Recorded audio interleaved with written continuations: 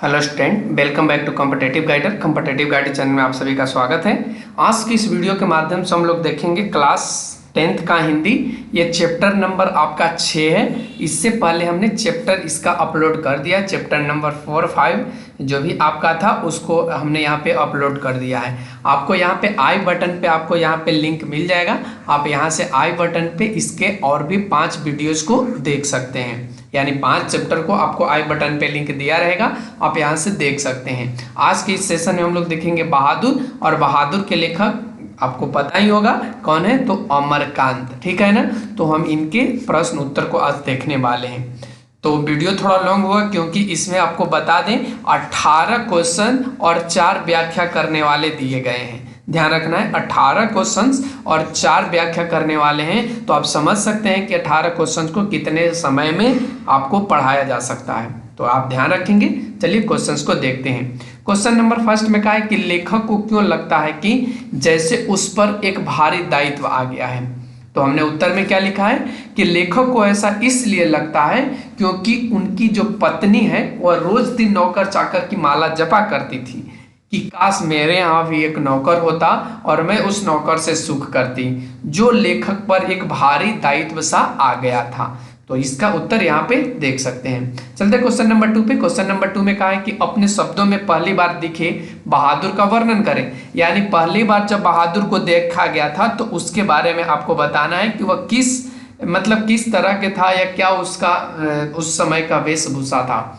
तो हमने उत्तर में यहाँ पे लिखा है बहादुर एक नेपाली लड़का था। जैसा कि आप लोगों को भी पता है कि बहादुर कैसा लड़का था, एक नेपाल का रहने वाला वह लड़का था। और पहली बार, ठीक है ना, पहली बार दिखे बहादुर का जो शरीर था वह चौड़ा था, उसके बाद उसका जो कद था वह छोटा था, रंग गोरा, मुंह चपटा, उजला हाफ पैंट, उजला कमीज, भूरे रंग का जूता और गला में रुमाल बांधे था। ये उसका क्या है, पहली बार दिखे बहादुर का वर्णन है। तो यहाँ पे हमने इसको बता दिया। चलते क्वेश्चन नंबर 3 पे। क्वेश्चन नंबर 3 में कहा है कि लेखक को क्यों लगता है कि नौकर रखना बहुत जरूरी है। यानी लेखक को ऐसा क्यों लगता है कि नौकर रखना जरूरी है।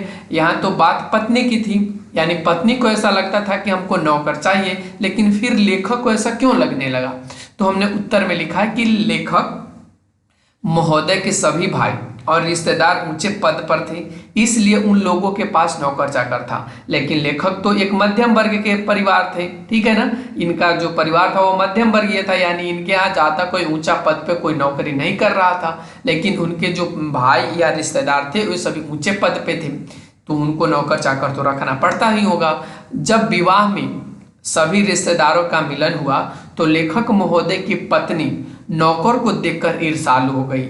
यानी कहने का मतलब जब विवाह शादी होता है तो सभी रिश्तेदार तो आपस में मिलते ही हैं, तो वहां पे महिलाएं क्या देखती है, एक दूसरे का सुख देखा करती हैं। और वही चीज यहाँ पे लेखक की पत्नी देखती है, तो देखती कि उनकी जो रिश्तेदारों की पत्नियां हैं उनको सुख ही सुख है। क्यों? क्योंकि उनके पास नौकर था और इनके पास था नहीं। इसके बाद घर में नौकर रखने के लिए परेशान करने लगी। यानी उनकी पत्नी देखती है दूसरों के यहाँ नौकर, तो उनकी पत्नी भी घर में बोलने लगती है कि अब हमें भी नौकर चाहिए, हम लोगों के यहाँ भी घर में नौकर होने चाहिए। और अब लेखक महोदय को नौकर रखना क्या हो गया, बहुत जरूरी हो गया। चलते हैं नेक्स्ट क्वेश्चन। नेक्स्ट क्वेश्चन में कहा गया है कि साले साहब से लेखक का कौन सा किस्सा असाधारण विस्तार से सुनना पड़ा। यानी जो लेखक के साले साहब थे वो कौन से किस्सा सुना रहे थे अपने जीजाश्री को, यानी कह सकते हो लेखक को। तो हमने उत्तर में लिखा है कि लेखक को साले साहब से एक दुखी लड़के का किस्सा असाधारण विस्तार से सुनना पड़ा। किस्सा था कि वह एक नेपाली था जिसका गांव नेपाल और बिहार की सीमा पर था, ठीक है ना। उसका बाप युद्ध में मारा गया था। उसकी माँ सारे परिवार का भरण पोषण करती थी। माँ उसकी बड़ी गुस्सैल थी, यानी गुस्सा करने वाली थी, और उसको बहुत मारती थी। किसको? यानी उस लड़के को। माँ चाहती थी कि लड़का घर के काम धाम में हाथ बटाए, जबकि वह पहाड़ या जंगलों में निकल जाता था और पेड़ों पर चढ़कर चिड़ियों के घोंसलों में हाथ डालकर उसके बच्चों को वह क्या करता था, उसके बच्चों को वह देखा करता था किसको, यानी चिड़िया के बच्चों को से वह मैंने उसको देखा करता था या उसको पकड़ता था या फिर उससे खेलता भी था। फल तोड़ तोड़ कर वह खाता भी था जंगल से। एक बार उसने भैंसों की पिटाई कर दी, जिसके चलते माँ ने उसे खूब पीटा। किसकी माँ ने पीटा? उस लड़के का। अत्यधिक पिटाई के चलते लड़के का मन माँ से फट गया, यानी ज्यादा पिटाई हो गई, ठीक है ना, लड़के का, तो अपनी माँ से उसका मन फट जाता है और रात भर वह जंगल में ही छिपा रह जाता है। और सुबह होने पर घर से क्या करता है, अपने रास्ते के खर्चे के लिए कुछ रुपया चोरी कर करके वहां से भाग जाता है। तो इसका कहानी आपको ये कहानी लेखक को सुनना पड़ रहा था अपने साले साहब से। चलते हैं नेक्स्ट क्वेश्चन पे। नेक्स्ट क्वेश्चन में कहा है कि बहादुर अपने घर से क्यों भाग गया था। बहादुर अपने घर से क्यों भाग गया था? तो उत्तर में लिखा है कि माँ से मार खाने के कारण बहादुर अपने घर से भागा था। एक बार उसने अपनी माँ की प्यारी भैंस को बहुत मारा। मार खाने के उपरांत भैंस उसकी माँ के पास पहुंच जाती है। माँ को आभास होता है कि लड़के ने इसे काफी मारा है। माँ ने भैंस की मार का काल्पनिक अनुमान करके एक डंडे से उसकी दुगनी पिटाई कर दी, यानी उस लड़के का मन माँ से फट गया और वह पूरी रात जंगल में छिपा रहा और अंततः सुबह में घर पहुंचकर चुपके से कुछ रुपया लिया और वह घर से भाग गया। तो ये यहाँ पे लड़के के बारे में बता दिए कि क्यों बहादुर भागा था।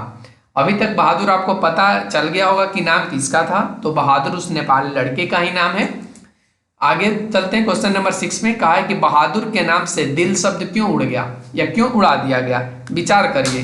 तो उत्तर में हमने लिखा है कि प्रथम बार नाम पूछने में बहादुर ने अपना नाम दिल बहादुर बताया।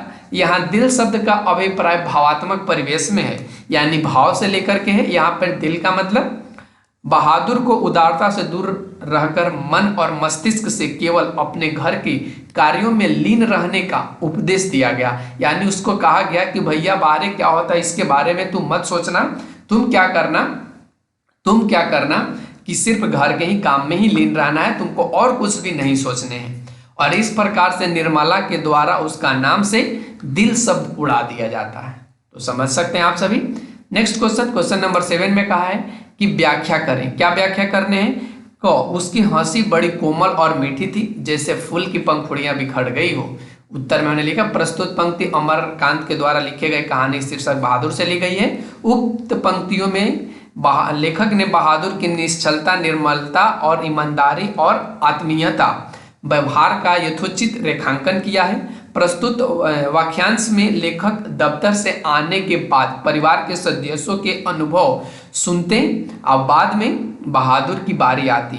बहादुर कोई बहुत सी मामूली घटना का भी रिपोर्ट देता था। रिपोर्ट देते समय वह बिल्कुल निडर, निसंकोच और स्वाभाविक हो जाता था। और भी इसका थोड़ा सा हमने लिखा है, उसे लगता है कि मैं साहब को बहुत मजेदार बात सुना रहा हूँ। बात सुनाते समय अंदर ही अंदर इतना आनंदित होता है कि वह हंसने लगता।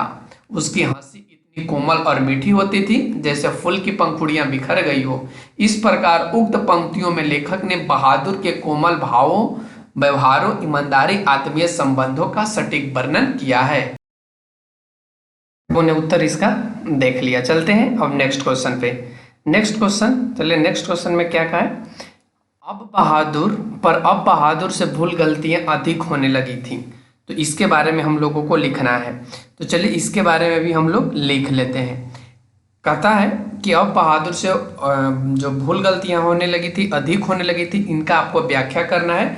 तो हमने उत्तर में क्या लिख दिया कि प्रस्तुत जो पंक्ति है वह अमरनाथ के द्वारा लिए गए कहानी शीर्षक बहादुर से ली गई है।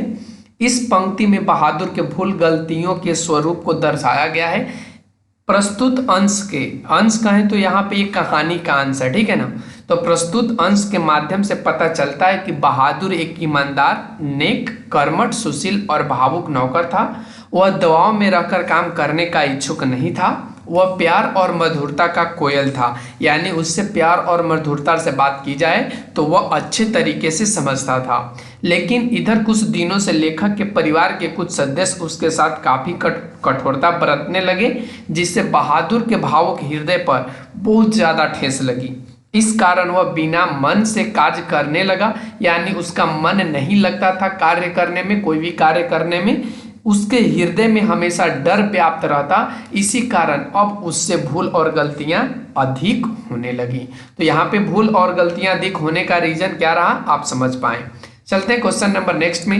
अगर वह कुछ चुरा कर ले गया होता तो संतोष होता। उत्तर में हमने लिखा है कि प्रस्तुत पंक्ति अमरकांत द्वारा लिए गए कहानी शीर्षक बहादुर से ली गई है। इन पंक्तियों का संबंध उस काल से जब बहादुर चोरी के इल्जाम और मारपीट गाली गलौज से तंग आ चुका था। अब क्या था, बहादुर घर छोड़कर भाग गया। उसे खोजने के लिए लेखक के लड़के किशोर ने शहर का कोना कोना छान डाला, लेकिन बहादुर का कहीं अता पता नहीं था। वह बहादुर के लिए बहुत दुखी था। वह उसके सुख दुख को याद कर माँ से कह रहा था, माँ अगर वह मिल जाता तो मैं उससे माफ़ी मांग लेता, किंतु अब उससे नहीं मारता पीटता, गालियाँ नहीं देता। उसने हम लोगों को बहुत सुख दिया, बहुत सुख या बहुत सेवा, गलती हम लोगों से हुई। माँ अगर वह कुछ चुरा कर भी ले गया होता तो हम लोगों को संतोष होता, लेकिन वह तो हम लोगों का क्या अपना भी सामान छोड़ गया। इन पंक्तियों से यही आशय निकलता है कि आदमी को सद्व्यवहार करना चाहिए, दुर्व्यवहार के कारण कष्ट भोगना पड़ सकता है। तो हमने यहाँ पे आपको इसका भी व्याख्या कर दिया। चलते हैं नेक्स्ट क्वेश्चन। नेक्स्ट क्वेश्चन में कहा, यदि मैं न मारता तो शायद वह नहीं जाता। ये लेखक कहते हैं अपने आप में। तो हमने उत्तर में लिखा है कि प्रस्तुत पंक्तियां हमारे पाठ्य पुस्तक के बहादुर कहानी पाठ से ली गई है। यह पंक्ति बहादुर से संबंधित है। लेखक बहादुर के भाग जाने पर अफसोस करता है और कहता है कि अगर मैं उसे नहीं मारता तो वह भागता नहीं। ऐसा मेरा विश्वास है। लेखक को अपने आप पर अपने द्वारा किए गए अमानवीय व्यवहार पर खेद होता है। जब निर्मला बहादुर के लिए रोने लगती है तब यह वाक्य लेखक उसी समय चरपाई पर बैठकर सिर झुकाकर कह रहे हैं। लेखक इस घटना पर रोना चाहता है, किंतु भीतर ही भीतर छटपटा कर रह जाता है।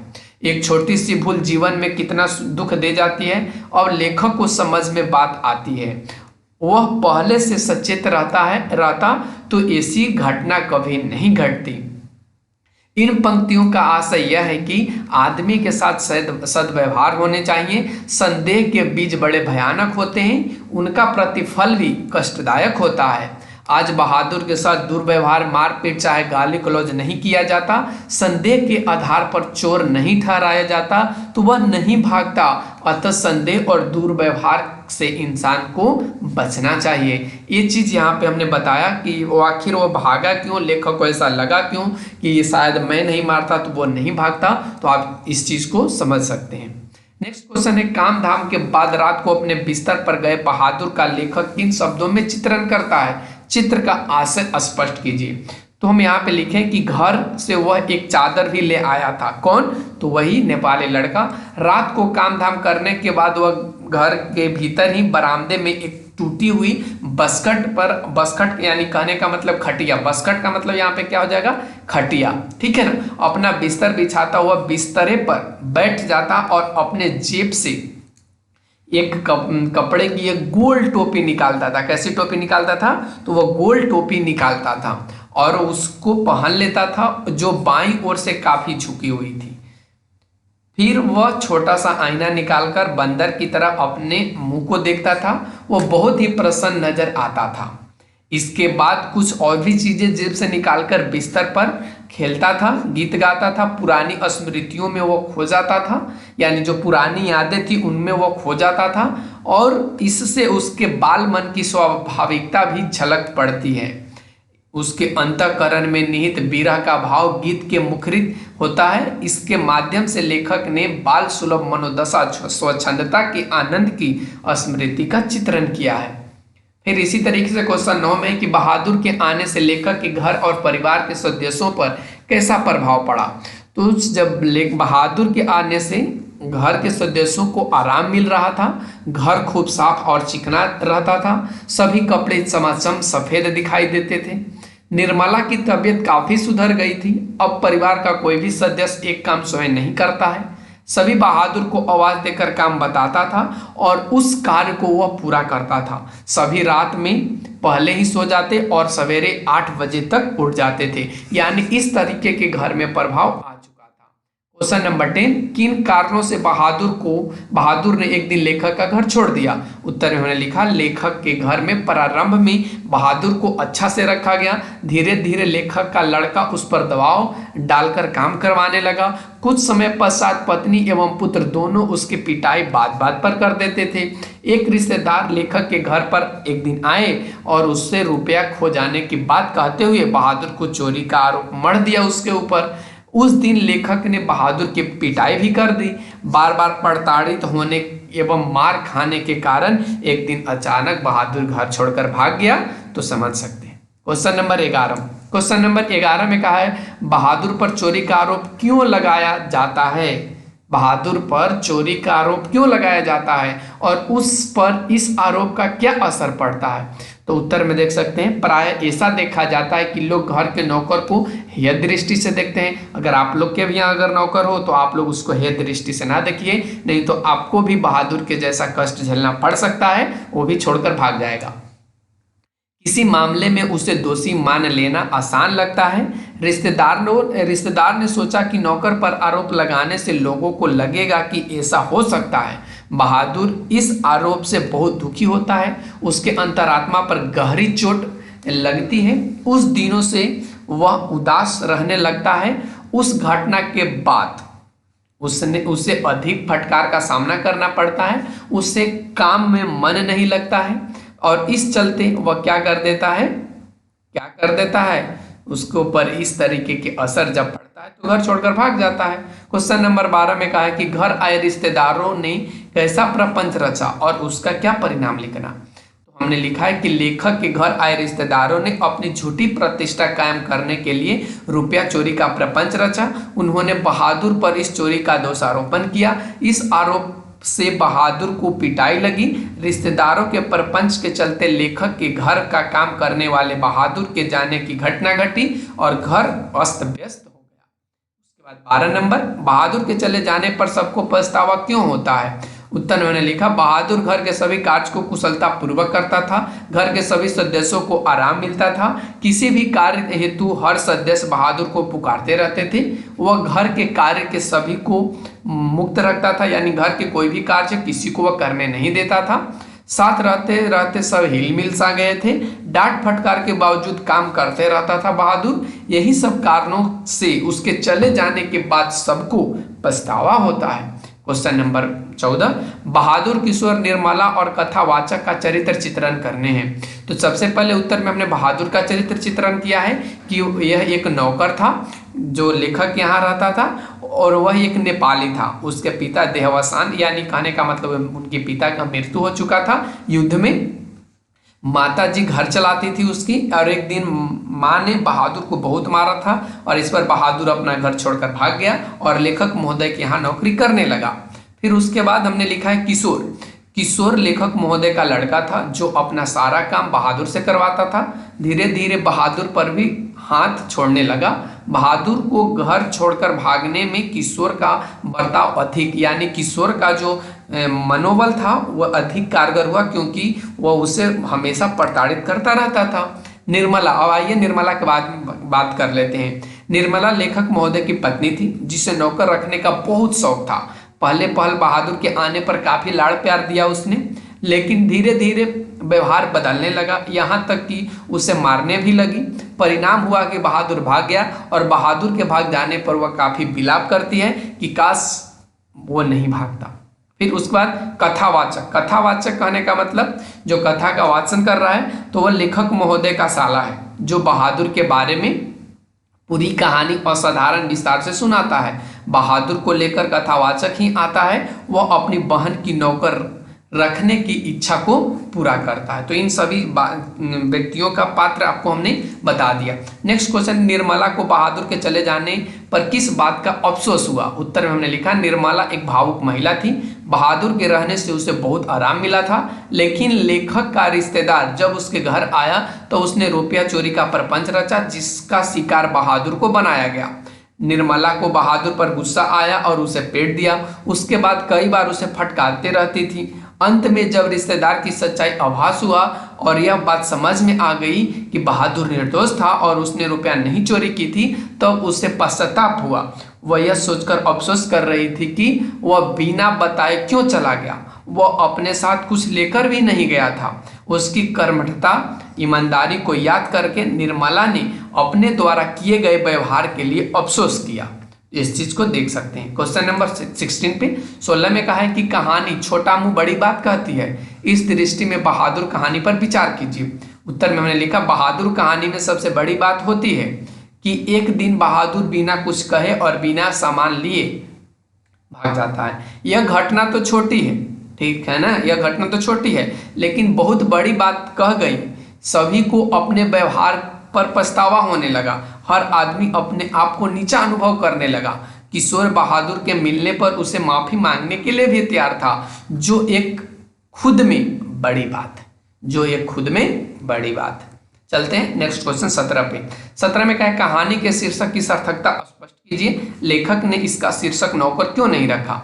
हमने लिखा है कि प्रस्तुत कहानी में एक बालक का चित्रण किया गया है। बालक जो लेखक के घर में नौकर का कार्य करता है, कहानी का मुख्य पात्र है। इसमें बहादुर नौकरी करने से पूर्व स्वच्छंद, यानी वह किसी का अंकुश उस पर नहीं रहता है। वह माँ के मार से खाने के बाद वह घर से भाग गया था। उसके बाद लेखक के घर काम करने के लिए रखा जाता है। यहाँ उसके नौकर के रूप में चित्रण के साथ साथ उसके बाल सुलभ मनोभाव का भी चित्रण किया गया है। ईमानदार, कर्मठ एवं सहनशील बालक के रूप में भी चित्रित किया गया है। प्रताड़ना, झूठा आरोप उसे पसंद नहीं था। अंततः फिर वह भागकर स्वच्छंदू हो ही जाता है।